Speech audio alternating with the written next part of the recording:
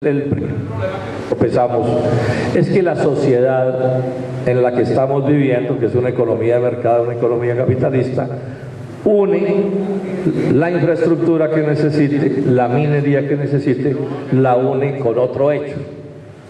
Es la sociedad en la que estamos, podría haber otras sociedades distintas, pero en estas la une con un hecho, es que la minería y las obras de infraestructura ha de dar ganancias. O sea, está el lucro como una realidad de este tipo de funcionamiento de la sociedad. O sea, la minería está pensada solo para que haya un mineral que nos permita producir aluminio. El aluminio es bueno como metal porque es liviano y es fuerte, etcétera, sino que la mina de aluminio debe dar ganancias. O sea, debe haber lucro. O sea, los que construyen carreteras no las construyen preocupados porque es bueno que la gente pueda ir de un sitio a otro más fácil, sino que, aun cuando eso puede interesarlos, al final hacen las vías es porque aparece el lucro, la ganancia. O sea, aparece el capital y aparecen las maquinarias y las cosas, no es pensando propiamente en el bienestar de la sociedad, sino pensando en la ganancia. Inexorablemente, los proyectos mineros o los proyectos de infraestructura generan inexorablemente, y más si hay lucro, generan una contradicción ambiental. El simple hecho de que haya seres humanos genera una contradicción ambiental, porque los seres humanos tomamos de la naturaleza no como nos da la naturaleza, sino de la naturaleza transformando la naturaleza. Estas son cosas muy elementales, pero las voy señalando porque vale la pena tenerlas en cuenta. Entonces, digamos que hasta el más amoroso, llamémoslo así, si le cabe la palabra, proyecto minero, o hasta la más amorosa carretera que se vaya a construir, genera una contradicción con el medio ambiente. Y cuando es con lucro de por medio, entonces la cosa se pega a la complicada del siglo, porque ese lucro lo que le interesa fundamentalmente es hacer ganancia. Y la tendencia que aparece a hacer malas obras mineras o malas obras de infraestructura se agiganta. Ya no es solo un problema técnico que puede presentarse, que es el tipo de una mala mina, hace una mala vía porque no sabe, porque es ignorante, no tiene los conocimientos suficientes, sino que puede aparecer quien la hace mal porque el lucro, su deseo de la ganancia, lo empuja en esa dirección. Y entonces él hace una cuenta y dice, bueno, pues sí, esto le hace daño a la sociedad y yo soy parte de la sociedad y eso me afecta negativamente, pero mi ganancia es superior a la pérdida que sufro por ser miembro de la sociedad. Y entonces dice, bueno, yo me quedo con la ganancia y que otros se preocupen por la sociedad. Este es, digamos, el funcionamiento real que tenemos. Ahora, esto va muy dependiente de cuál es el nivel de ganancia que se logre generar en una determinada actividad. Yo suelo repetir mucho una frase de un tipo, un economista inglés del siglo XIX, un tipo During, J.F. During, donde, lo voy a citar de memoria, pero creo no ser muy impreciso. Él dice, hablando del capital en general, dice que el capital es tímido por naturaleza. O sea, el capital mide mucho los riesgos y es tímido, dice, pero también el capital odia la ausencia de ganancias, como la naturaleza tiene horror al vacío. Es una manera bonita de decir, bueno, pero detrás de la ganancia la timidez se le va quitando. Entonces dice, con el 10% asegurado se le puede entregar en todas partes. Con el 30% de ganancia se entusiasma. Con el 100% es de una temeridad demencial. Y dice después, con el 300% no hay crimen que no se atreva a cometer a un riesgo del cadalso. Y entonces pone como ejemplo, dice, por ejemplo, la trata de negros y el contrabando. Hoy diríamos, por ejemplo, el narcotráfico. El narcotráfico es finalmente una actividad calculada para invertir un capital y obtener un lucro. Y con el 300% o el 500% o el 1000%, no sé cuáles serán las ganancias, no hay crimen que no se atreva a cometer a un riesgo de terminar en una cárcel con cadena perpetua. En los proyectos mineros, esta superganancia puede aparecer. Y entonces las conductas del capital suelen ser muy complicadas. O en los negocios de corrupción, pues estas superganancias sí que aparecen. Y entonces no falta, sí, siempre habrá quien no hace una cosa indebida. Pero estamos diciendo aquí en este momento con esta idea del capital, es que siempre habrá quien sí la haga. Siempre habrá quien sí la haga, luego siempre habrá quien sea capaz de hacer el peor proyecto minero si eso es lo suficientemente rentable, o quien sea capaz de hacer la peor vía que se pueda hacer si eso le resulta rentable. Este es el problema del medio ambiente, este es el lío que tenemos. O sea, la sociedad necesita unos bienes, esos bienes pueden generar daños muy grandes, y la codicia, las malas decisiones pueden llevar a las peores también decisiones. ¿Sí? En el sentido de actuar en contra de la sociedad. Ahora, esto lo vemos todo el día, no hay, y aquí caemos todos en estos comportamientos, no hay quien no sepa en el mundo de hoy que si usted deforesta las montañas, crea un problema de erosión gravísimo. O sea, puede que hace milenios que no supiera eso, pero hoy todo el mundo lo sabe. Y hoy, sin embargo, la gente que es propietaria de tierras rurales las deforesta. Unos porque son muy ricos y están dispuestos a lo que sea con tal de ganarse la plata, pero otros, miren ustedes la tristeza, lo hacen por pobres. Sí, porque si yo tengo una parcela de media hectárea, de 1 hectárea, pues sí, muy bonito cuidarla y no deforestarla, pero ¿y entonces qué? ¿Me muero de hambre? Son cosas que se saben, son sabidas, y sin embargo ahí están los comportamientos, ahí están los comportamientos. Esto último que estoy diciendo, lo estoy diciendo ¿para qué? Para señalar que este tipo de temas del cuidado ambiental no se pueden dejar al arbitrio de los convencimientos o de las creencias de las personas, porque siempre aparecerá el que por una u otra razón actúa inadecuadamente. Entonces de ahí, que desde hace un tiempo ya largo, pero particularmente en los años, empiecen a aparecer,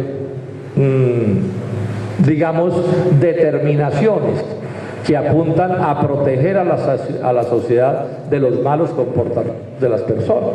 Esto digamos es relativamente nuevo en asuntos ambientales, pero en otras cosas es muy viejo.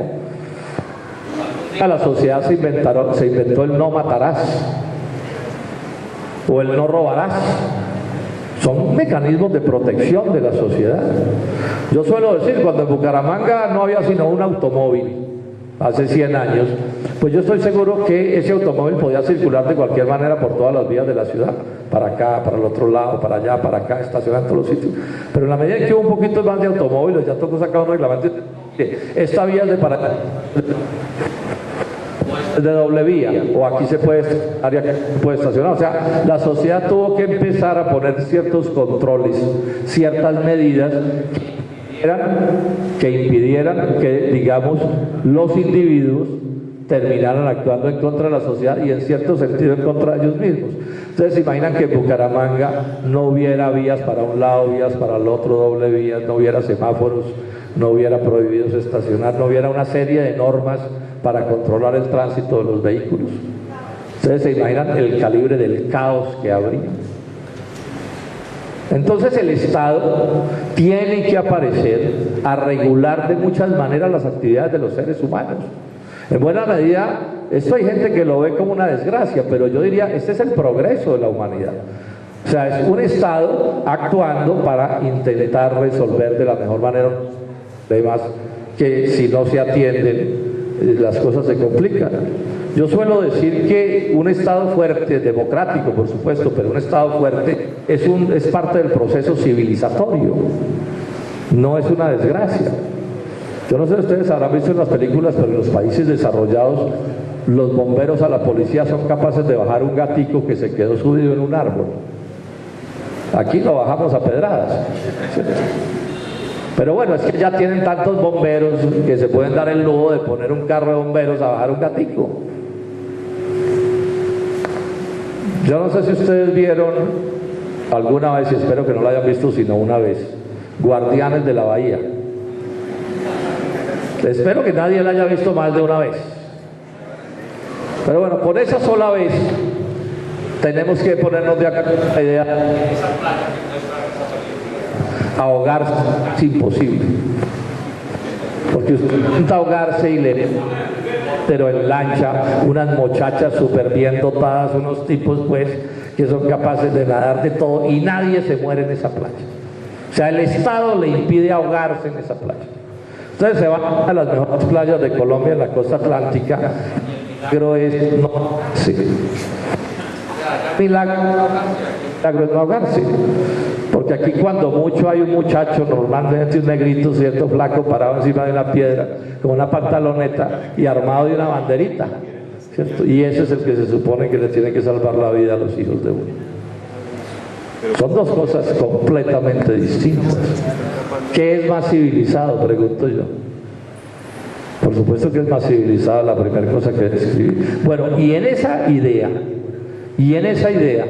empieza a aparecer una idea muy poderosa, que es la idea de las licencias ambientales y de la protección ambiental. Eso es un proceso larguísimo, eso durante tiempos larguísimos ni se pensó en eso. Entre otras cosas porque durante milenios tuvimos la idea de que los recursos naturales o la naturaleza era infinita. Para no ir muy lejos, yo me crié en esa idea.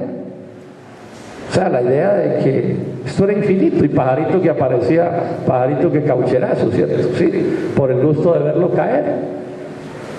Y ese fue un poco un comportamiento natural en Colombia durante mucho tiempo. En la medida de los procesos, digamos, del desarrollo de las fuerzas productivas, pero también de los procesos civilizatorios, entonces empieza a aparecer la idea de la licencia ambiental, del permiso ambiental.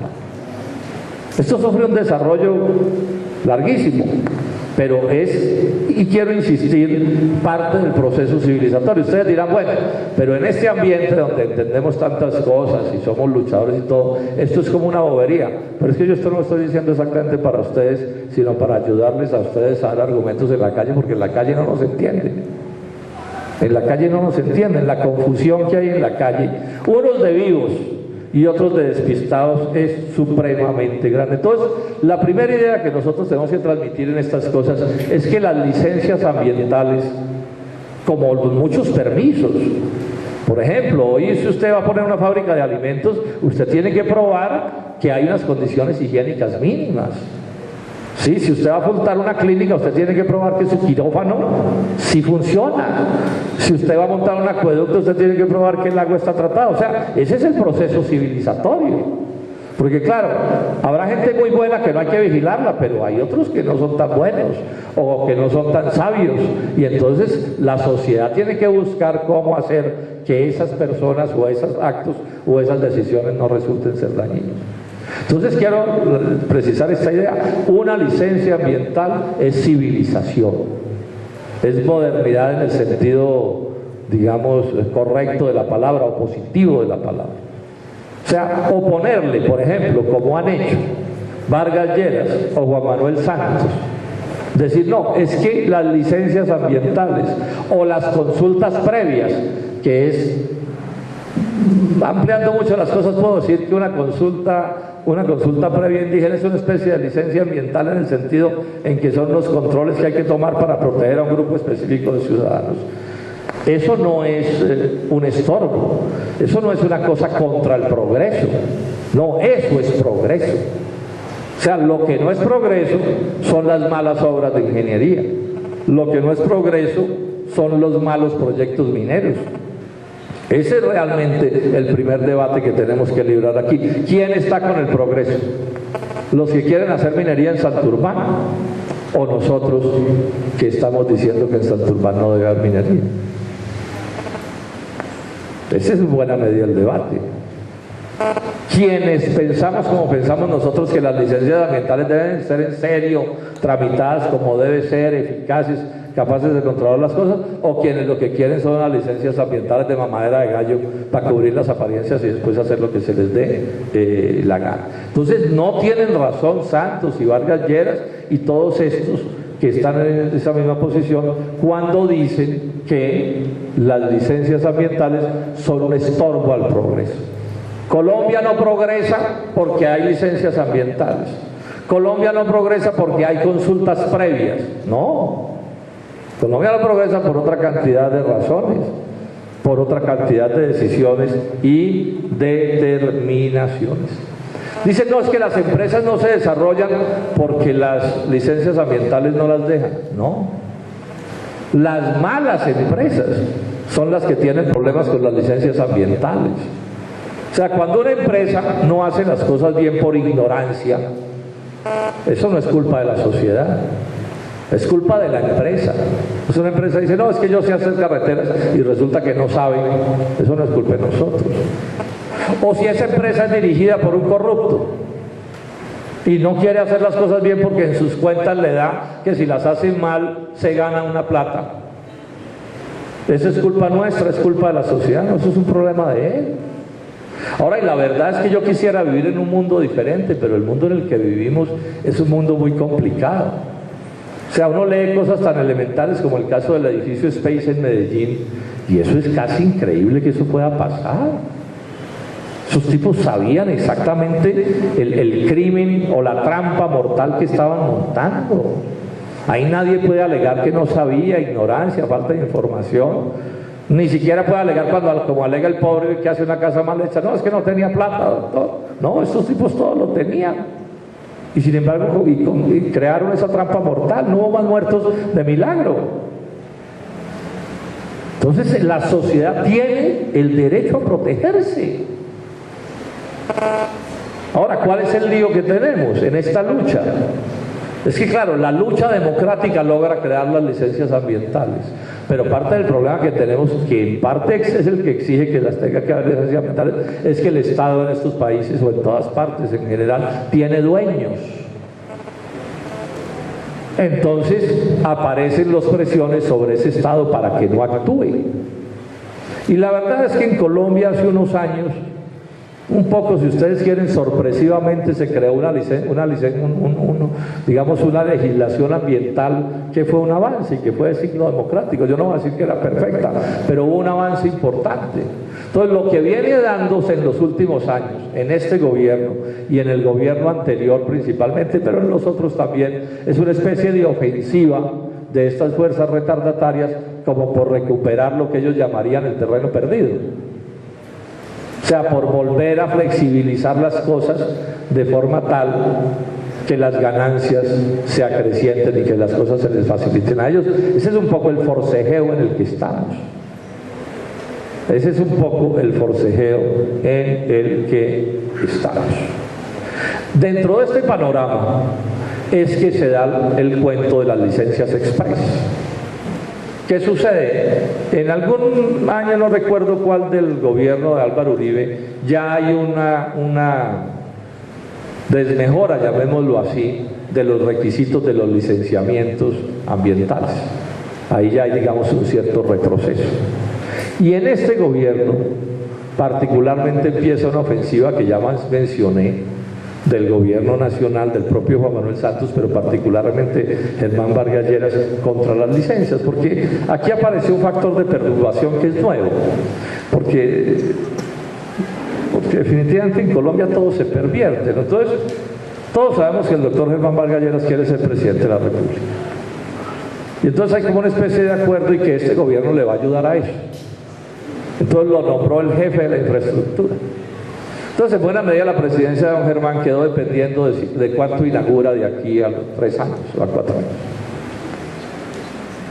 Es realmente una muy mala manera de gobernar, ¿no? Porque entonces, o inaugura las cosas, o no puede ser candidato, o pierde.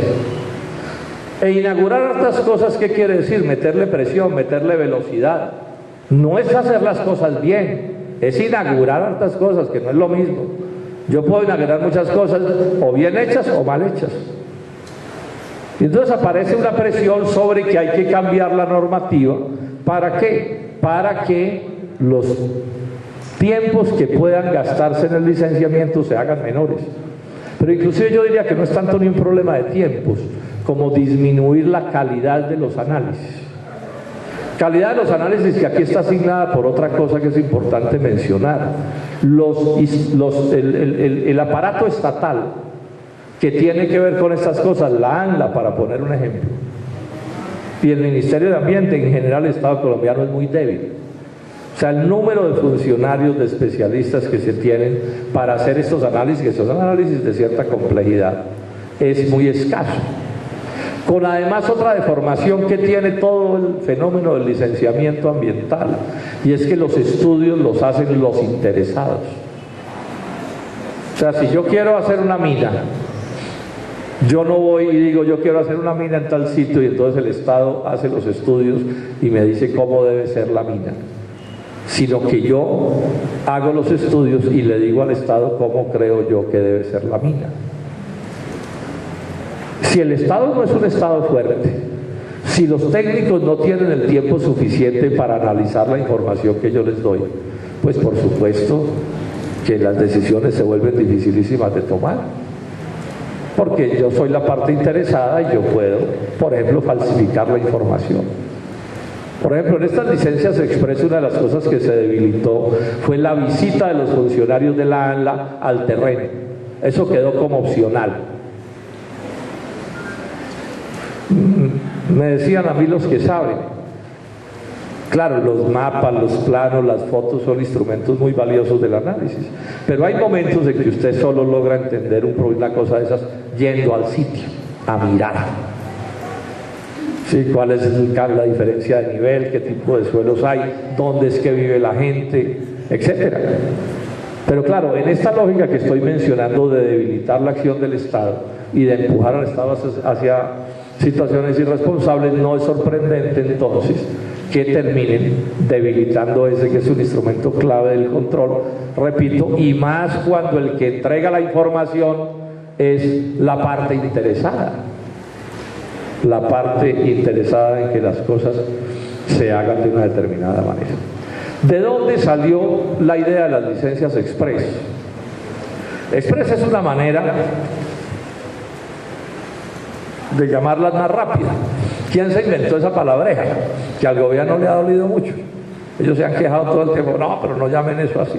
Ese fue un titular del Espectador de hace como 2 años.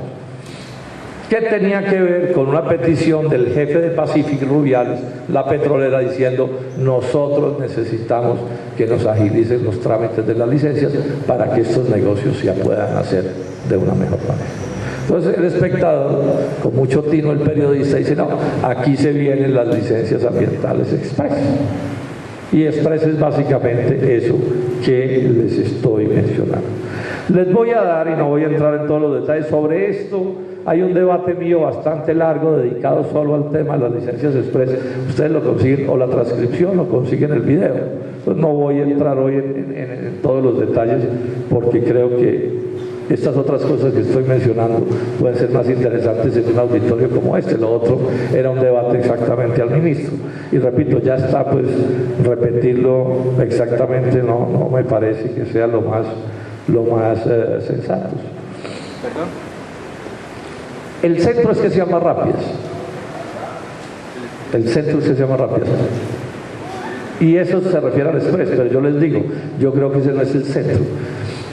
Las cosas, el cambio formal va a ser como de 15 días en el trámite de una licencia, formalmente hablando.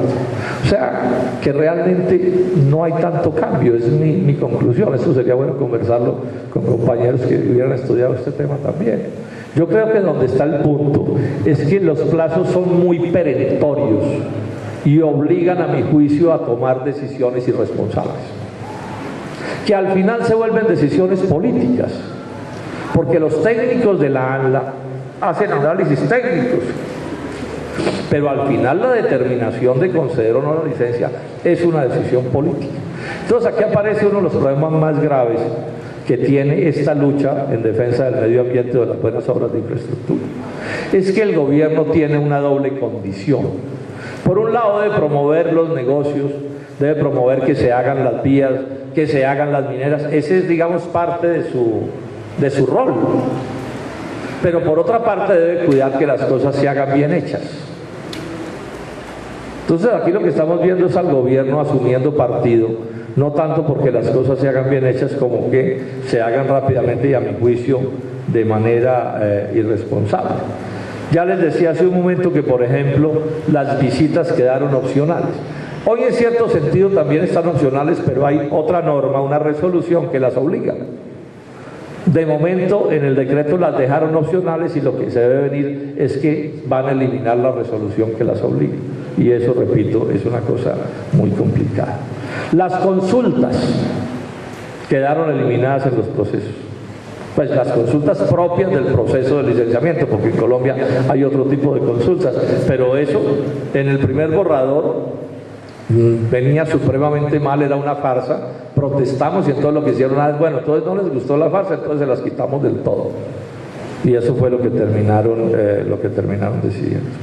Hay un hecho que yo considero lo peor en los detalles que quedó en el fracking, en las licencias express, es que las eliminaron para las segundas calzadas sobre vías ya construidas y las eliminaron para el fracking en aquellos casos en donde el fracking se va a hacer en una zona donde ya hay una licencia para petróleo o gas convencional. Detallo un poco el asunto. O sea, en este mundo del licenciamiento, usted tiene que pedir o una ampliación de una licencia o una modificación, mejor, de una licencia o una licencia nueva. Son como dos figuras y las exigencias son distintas. Las exigencias no son iguales.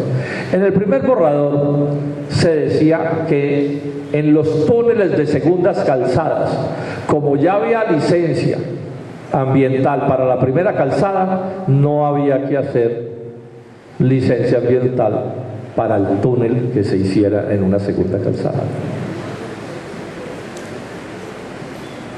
o para la calzada misma. Y decía también el proyecto que cuando existía, digamos, en Campos Rubiales, para poner un ejemplo, ellos tienen licencia para hacer petróleo, para sacar petróleo, que si ahí se montaba una perforación para fracking, ahí no había que tramitar licencia, sino a pedirle una modificación a la licencia anterior. Entonces protestamos. ¿Qué logramos? El gobierno aceptó que para los segundos túneles había que tramitar licencia. Era un absurdo no hacerlos, porque todos sabemos que un túnel aquí y uno 10 o 20 metros más allá puede tener condiciones geológicas completamente distintas.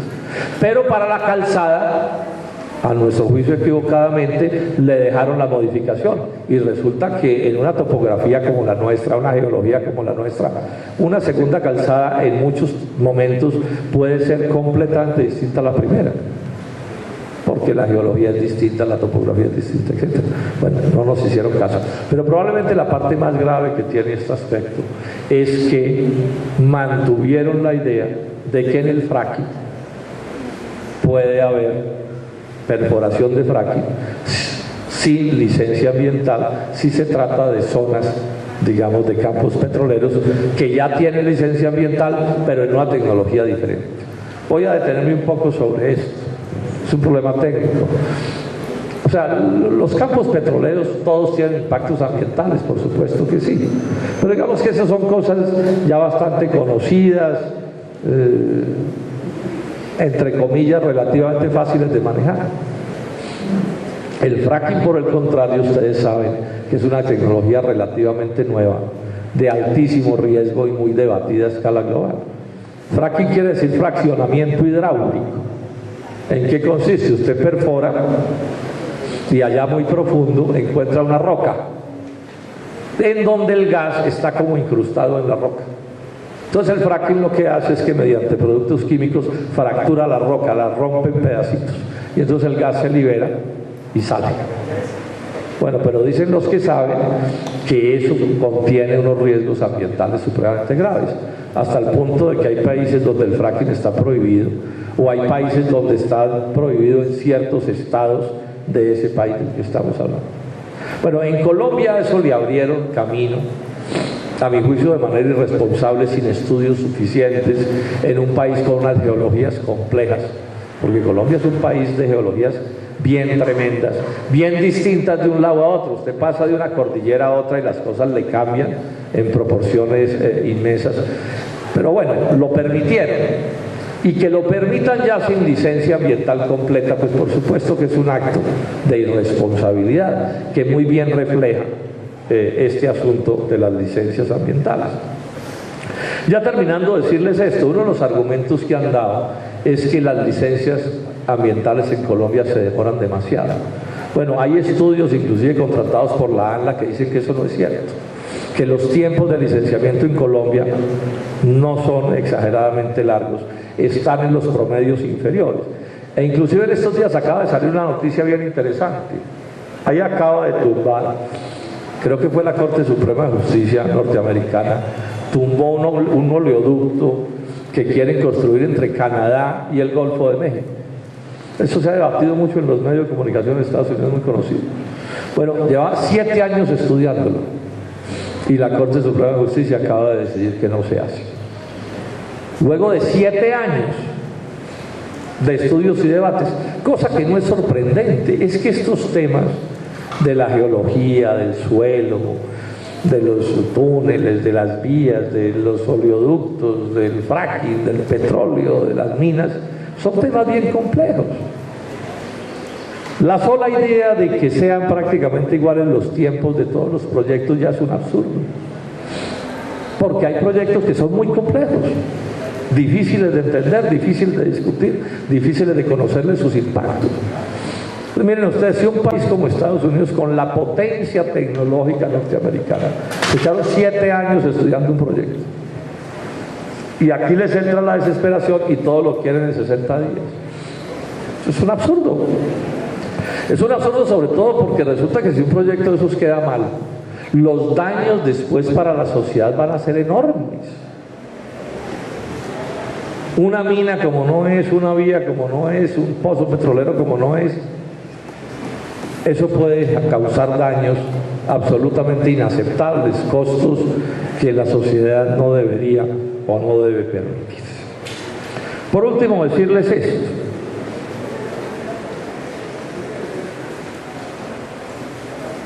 En buena medida esto de lo que estamos hablando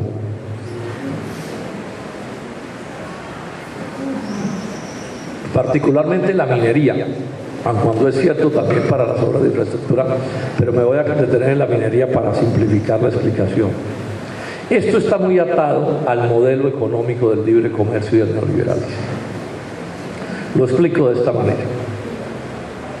Yo creo que ya está sabido, y sobre todo por la experiencia de estos últimos 10 años, ya está sabido que quienes nos gobiernan consideran que Colombia es un país que puede existir sin industria y sin agro,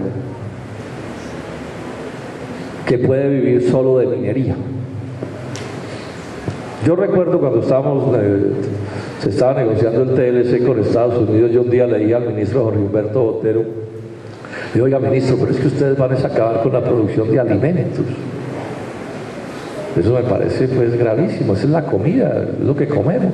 Entonces el tipo volteó y me dijo, y después me lo dijo hace un año, me lo repitió en un debate en Medellín, ya él sin ser ministro, me dijo: senador Robledo, pero ¿quién ha dicho que Colombia tiene que producir sus alimentos? ¿Usted de dónde sacó eso? Si un país tiene petróleo, me dijo, por ejemplo, usted con el petróleo se consigue los dólares suficientes para importar los alimentos que necesite. ¿Por qué hay que tener producción agropecuaria? Ustedes algunos se sonríen, dicen: no, ese tipo está loco. No, no está loco. Esa es la traducción, digamos, franca de la doctrina económica que se llama de las ventajas comparativas, que está en la base del libre comercio. Es que un país se debe especializar en lo que supuestamente haga mejor. Entonces está claro que en Colombia La decisión que está tomada con el libre comercio es que Colombia pierde su agro, pierde su industria, y lo que tiene que resolver es de dónde saca los dólares para pagar los bienes industriales y para pagar los bienes agrícolas que se requieren. La decisión que han tomado a lo largo de todos estos años es que se saca con esos recursos, salen de la minería y de la inversión extranjera en últimas, o más generalmente de la inversión extranjera, que se expresa en deuda, por ejemplo, deuda externa. Ya estamos en casi 100.000 millones de dólares de deuda externa, pagando o consiguiendo los dólares que nuestra economía no genera. Inversión extranjera que se traduce también en mayor capacidad importadora y pagadora de deuda externa. Proyectos mineros que se traducen en la misma cosa. O sea, ¿cuál es la gracia para ellos de producir petróleo? Conseguir los dólares para poner a funcionar el país. Pero bueno, ese modelo está haciendo agua. Ya el año pasado, el desbalance de la cuenta corriente, que se llama, que es como una balanza que mide la relación entre los dólares que Colombia produce y los que necesita, ya era un desbalance de 4 puntos del PIB, que eso es altísimo. Tan alto es que se empieza a parecer a lo que pasó en Colombia en el año 98, que es el año anterior a la crisis del 99, que se da por eso. Entonces, en buena medida, este desespero minero, este desespero para que se hagan las vías como sea, tiene que ver con atraer capital extranjero que a su vez sea capaz de producir divisas para mantener funcionando una economía que no funciona. O sea, es una especie de desesperación. O se consiguen unos dólares más o se les hunde el modelo económico. Y entonces empiezan a asumir una actitud cada vez más irresponsable. No importa cómo sea, pero traigan. Entonces, ustedes, por ejemplo, se fijan en la reforma tributaria de hace 2 años, le bajaron a los capitales golondrina, que son los capitales extranjeros especulativos, el impuesto de renta del 25 al 15%, una manera de atraerlos para intentar resolver ese problema. Pero ¿por qué les estoy diciendo que estoy muy pesimista con lo que veo venir? Porque pasó lo que se sabía que iba a pasar tarde o temprano, y es que la bonanza minera iba a terminar. ¿Qué sucedió? Aquí se ha dicho mucho que la bonanza, porque en Colombia ha habido una cierta bonanza económica en los últimos 10 años. ¿Bonanza qué quiere decir? Que a los ricos les va bastante bien y un tricito le cae a los pobres. Y eso es lo que ha pasado en estos 10 años. Y entonces aquí nos dijeron, no, es que el país en estos 10 años creció porque, por ejemplo, han vendido muchas motos y televisores y vainas de esas, ¿cierto? Sí, en algo ha disminuido el desempleo. Dicen que la clase media aumenta. Entonces, claro, aquí clase media es un tipo que se gana 2 salarios mínimos. Pero bueno, alguien pasó de un salario mínimo a 2 salarios mínimos. Entonces aquí nos dijeron, no, eso fue la confianza inversionista la que hizo que ese boom se genere. Dijeron también no, y la seguridad democrática. Y bueno, y otras genialidades propias del cacumen de los líderes colombianos. Y yo no dudo que esas cosas contaron, pero el verdadero milagro de la economía colombiana, si es que hubo milagro, fue la disparada de los precios de los commodities mineros. O sea, Álvaro Uribe llega a la presidencia con petróleo a $20 el barril y la entregó con petróleo a $100. Esa alza de los precios, no por la sabiduría de los criollos, sino porque la economía genera sus automatismos, nos llevó de producir 500.000 barriles a 1 millón de barriles. Entonces, digamos que en términos coloquiales, aquí ha habido plata en los últimos años para dar y convidar. Mermelada a la lata, a Ecopetrol la han exprimido, pues, pucha, casi que hasta arruinarla, pero ha habido billete. Claro, toda la pobreza sigue y la miseria y todas las cosas, pero ha habido plata. ¿Producto de qué? Del boom minero, de una cosa en la que Colombia no tuvo ninguna culpa o responsabilidad, sino que nos cayó del cielo. Hay economistas que están hablando de la lotería que nos ganamos, la lotería de los commodities. A escala mundial este fenómeno, que este es un fenómeno mundial, lo llaman el superciclo de los commodities. El superciclo de los commodities, ¿a qué se refiere? A que nunca había habido un tiempo más largo de altos precios de las materias primas y a precios más altos. Inclusive el café. Uribe llega a la presidencia con café a 70 centavos de dólar y le tocó a 3, a 2, a 2.50, hasta más de 3 dólares. El níquel disparó sus precios, el carbón disparó sus precios. El boom chileno de los últimos años fue el cobre. Entonces, digamos, todo eso nos ha llevado, ¿sí? Porque claro, si se disparan los precios del petróleo, viene el capital extranjero, no porque haya seguridad, ni que porque mejoraron el contrato petrolero, no, viene porque petróleo a 100 dólares atrae capital a todas partes. Entonces, por ejemplo, todos los crudos pesados de Rubiales, esos crudos estaban ahí, se sabe, por lo menos hace 20 años que estaban ahí. Pero no lo sacaba nadie, ¿por qué? Porque el precio era muy bajito para sacar crudos pesados, donde además no había oleoductos. Se va a 100 dólares, entonces cualquiera saca eso. O sea, hemos vivido de eso. Y así todo, miren los daños ambientales que se han producido y las políticas equivocadas. Bueno, les decía, se cayeron los precios del petróleo casi 30 dólares. Y hay temores de que siga bajando.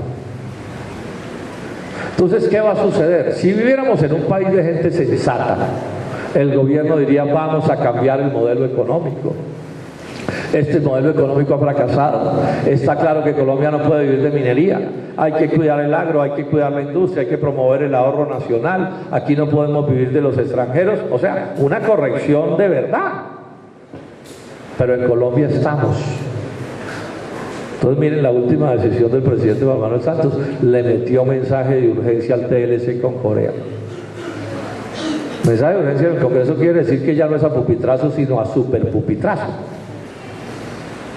Absolutamente absurdo.